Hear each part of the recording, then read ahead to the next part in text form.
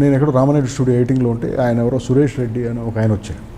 వచ్చి సార్ ఇప్పుడు వేషానికి డేట్లు కావాలి సార్, లేదా నాకు జుట్టు లేదు, నేను ఎప్పుడే అనసూయ నుంచి బయటకు వచ్చాను, జుట్టు ఇంకా పెరుగుతాను. పర్లేదు సార్ ఇలాగే ఉన్నా. ఓకే చేస్తాను. ఏంటి వేషం ఏంటంటే మీరు ఒక లాయర్ సార్, మీకు సెపరేట్ ట్రాక్ ఉంటుంది,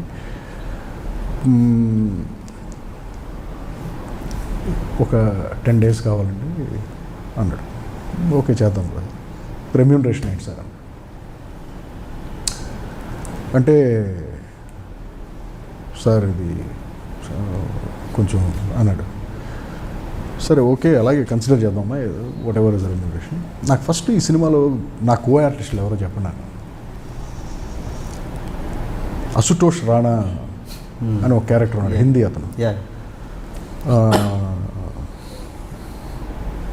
ఓకే ఆయనకి ఎంత ఇస్తున్నారు రెమ్యూనరేషన్, ఆయన ఎన్రోల్ చేస్తాడు, ఎంత ఇస్తున్నారు రెమ్యూనరేషన్, ఇది ఈ రేషియోలో ఇస్తున్నాం సార్, ఎంత ఇస్తున్నాం సార్. టోటల్గా ఆయనకి ఇచ్చే దాని మీద ₹1,00,000 నాకు ఎక్కువ ఉన్నాను. ఇప్పుడు ఆయన మెయిన్ విల్లో మీరు క్యారెక్టర్ ఆర్టిస్టు, మరి ఎందుకు సార్ అన్నారు. ఫస్ట్ అండ్ ఫార్మోస్ట్ నాకు తెలుగు వచ్చు, అశుతోష్ రాణాకి తెలుగు రాదు. 2 నా భుజాల దగ్గరికి వస్తాడు అతను, నా అంత హైట్ లేడు. 3 నా ఇంట్లో నేను ఉంటాను, బిజినెస్ క్లాస్లో ఢిల్లీ నుంచో బాంబే నుంచో నేను రాను ఇక్కడికి, నా మేకప్ మ్యాన్ రారు. నాకు అసలు మేకప్ మ్యాన్ లేడు, నాకు అసిస్టెంట్ లేడు, నా కారు నేను వేసుకొస్తాను, నాకు డ్రైవర్ భత్తా ఇవ్వక్కర్లేదు మీరు.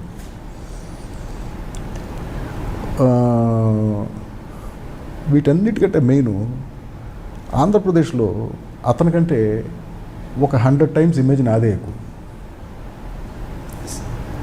మరి నాకంటే అతనికి ఎక్కువ డబ్బులు ఎందుకు ఇస్తున్నారని అడిగాను. See I don't understand that. అంతే కదా. ఇప్పుడు అతను ఎవరికి తెలియదు, అతనికి ఎక్కువ డబ్బులు ఇచ్చి సినిమాలు పెట్టుకుంటున్నారు. నేనెవరో అందరికీ తెలుసు, అదే అంటున్నాను, అదే బెటర్ ఇమేజ్ ఉంది నాకు, బట్ నాకు తక్కువ డబ్బులకి ఎందుకు మాట్లాడుతున్నారు మీరు అని అడిగాను. అతని దగ్గర ఆన్సర్ లేదు. సార్ మీరు కూడా ఏంటి సార్, నేను కూడా కదా నేనే అడుగుతున్నాను. So if you pay me this much I will act in your movie.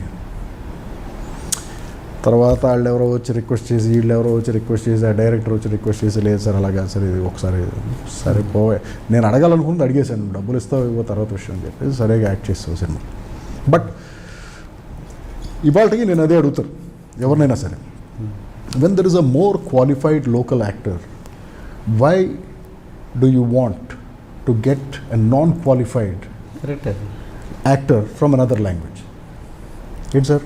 Correct sir, అదే అడుగుతున్నాం. దాని మీద మనం నిజంగా అప్రిషియేట్ చేస్తున్నాం సార్ ఈ మాట అడిగినందుకు. అదే ఒపీనియన్ మీద ఇంకా ఏంటి లోపల ఉన్నది ఏంటనే. లోపల ఉన్నది కదా sir, I'm very honest, I'm very open. ఇప్పుడు ఫర్ ఎగ్జాంపుల్ జగపతి బాబు గారు ఉన్నాడు,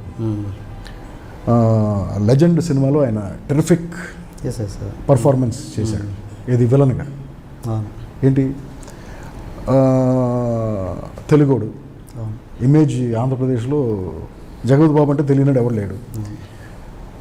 మరి అయినా సరే జగపతి బాబుని కాదనుకుని చెప్పి బయట నుంచి తీసుకొచ్చి విలన్స్ని మలయాళం నుంచి తమిళ నుంచి తీసుకొచ్చి పెడుతున్నారు కదా, ఎందుకు? అదే అన్న, జగపతి బాబు గారు ఇన్కాంపిటెంట్ కాదు కదా, మంచి ఆర్టిస్ట్ అయినా, వెరీ గుడ్ యాక్టర్. సో అలా there are some inequalities and disparities in the Telugu film industry, but this cannot be corrected by anyone. ఎందుకంటే ఎవరి టేస్ట్ వాళ్ళది, ఎవరి ఒపీనియన్ వాళ్ళది. It could be the director, it could be the producer, but common సెన్స్తో ఆలోచిస్తే ఎస్ మనం చేసేది తప్పే,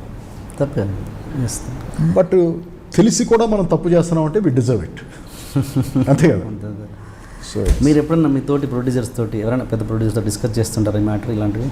ఏంది నన్ను ఎవరైనా అడిగితే నా ఒపీనియన్ అడిగితే చెప్తాను, బట్ నేను అసలు యాక్చువల్గా ఇండస్ట్రీలో ఇంటరాక్ట్ అయ్యేదే తక్కువ. I'm an introvert, I don't